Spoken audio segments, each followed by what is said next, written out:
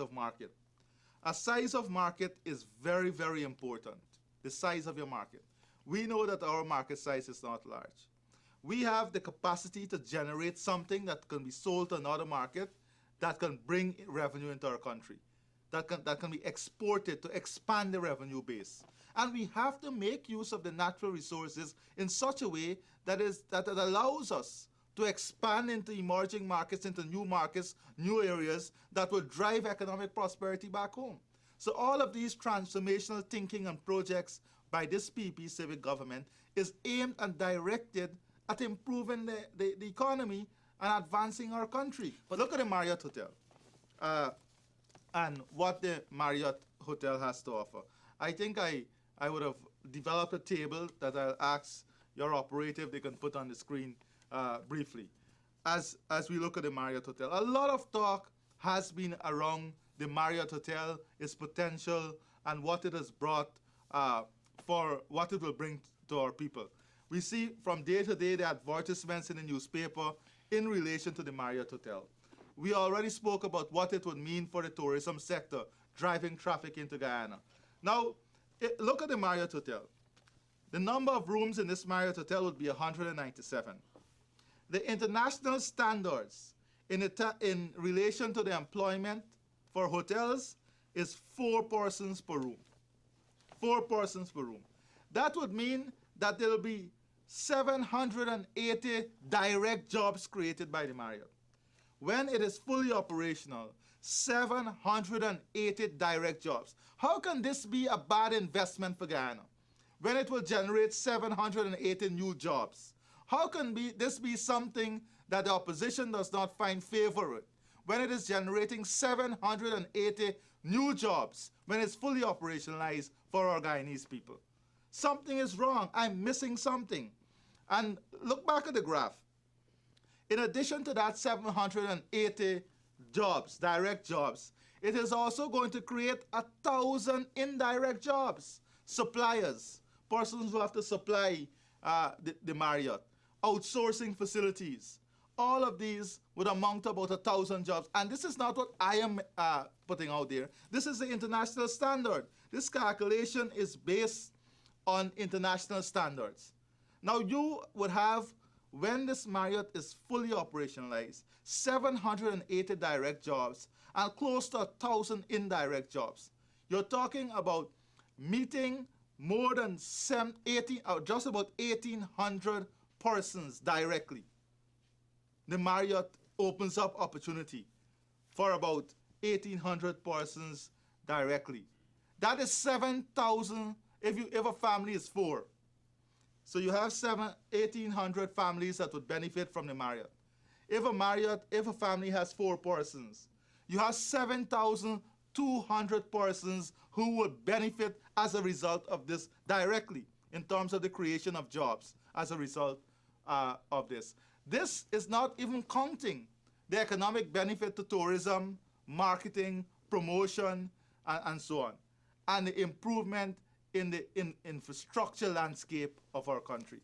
So we have to understand that we have some projects in this country that has been disallowed, that has been negativized, that has been criticized by the opposition, without them giving us an economic justification, a social justification.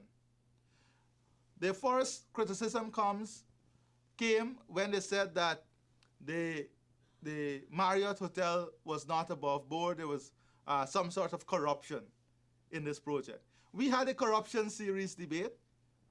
At that debate, the opposition then said, well, there wasn't corruption in the sense that money was given to anyone or anything. The project is that we're not just ready for the Marriott. Go back to the debate series, you would see. So this type of inept, this type of small-mindedness, if I may use that word, in relation to the development, expansion of Guyana, cannot move us forward. We have a plan, we have a vision, and we have already identified as a government what the priorities are for us to achieve that vision and the plan. Now, a lot has been said about our revenue base, and from time to time, members of the opposition will say, oh, it's just another larger budget. This budget is bigger than last year's budget. But where does the money go? What is the money spent on? What benefit has it brought to our Guyanese brothers and sisters? It's very important for us to understand how the expenditure by government has brought real value, real improvement in the lives of our people. And we have to comparatively analyze what the state of affairs was and what it is today. Unless we can have that analysis, unless we can have that understanding, it would not give us the comprehensive picture of how intense this transformation has been.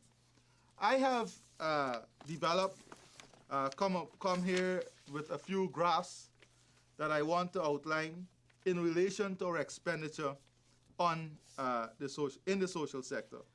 I would know if your operator is kind enough to put the forest figure up so I can demonstrate to our Guyanese brothers and sisters what is going on here. Now, the regional capital expenditure, 1980 to 1992 versus 1993 to 2011. So we have decided to compartmentalize 1980 to 1992 and 1993 to 2011. Why is it important to compartmentalize this by regions? The government is from time to time accused of discriminatory practices in the way it is spent in different regions. And this is done strategically by the opposition to create mischief. So I've decided to demonstrate to the Guyanese population what transpired. The blue part of that graph shows what was the expenditure under the PNC government between 1980 to 1992. In Region 1, almost nothing, just above zero. Region 2, just about 100 million. Region 3, and this is the cumulative average. Region 3, just just equivalent to Region 2. So a region that was larger than Region 2 was having equivalent to Region 2. Region 4, below the expenditure of Region 2 and 3. Region 4 was below the expenditure of Region 2 and 3. Region 5, Region 6, the same thing. Region 8, 9, and 10, almost nothing was spent. Look at the regional expenditure matrix, the graph there, and you will see that hardly anything was spent in Region 7, 8, and 9. Today, this same opposition that was the government then, look at the blue expenditure, that was the government then, is claiming that they have the heart of the hinterland communities and the Amerindians and our riverine communities at the center of their care. These are the facts. They had an opportunity to spend. They spent nothing. So we were starting from a zero position almost. Look at the distribution of expenditure in the brown chart under this government between 1993 and 2011. Look at the equity in terms of expenditure. Look at the hinterland. They were never left out. No segment of the Guyanese population was left out. Look at Region 10. This is the type of expenditure. This is where the money went. When persons ask, where does the taxes go? This is where it goes. This is how it has improved the lives of people in every single region. So this graph demonstrates every region what we would have spent in that group of years versus the government. And I want particularly those commentators on the hinterland to pay attention to this graph. To those commentators who try to say that the government is not equitable in its regional expenditure and regional budget, to have a look at this graph. This is the facts. This is what separates the facts from the fiction. And these are the investment and expenditure that would have created opportunities in many, many regions. There is another graph that I want to place, and that is a graph showing national expenditure in key sectors. And again, we're going to do a comparison between 1980 to 1992 and 1993 to 2011. Look at the blue bars. Look at the expenditure in health. Look at the expenditure in education. Look at the expenditure in roads. Look at the expenditure in bridges, housing and water, D&I. This shows why we never had an agricultural sector. This demonstrates why we never had a housing program. This demonstrates why our rate in the primary system was less than 60%. Today we have universal primary education.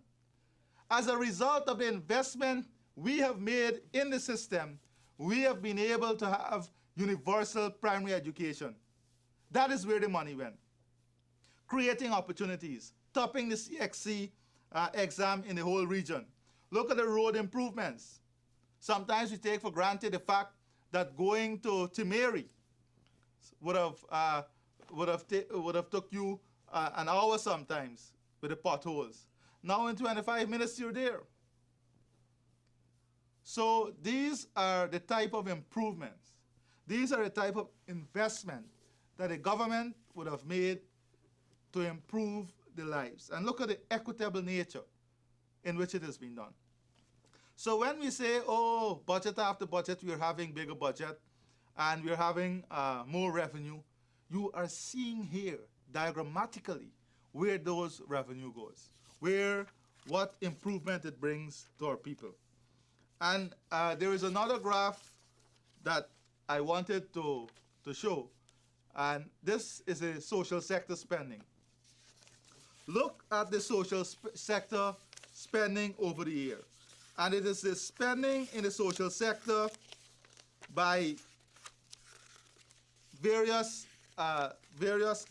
aspects: health, education, housing, and these things. And look at the increases in every single one of those sectors. We have had continuous growth and improvement in the expenditure.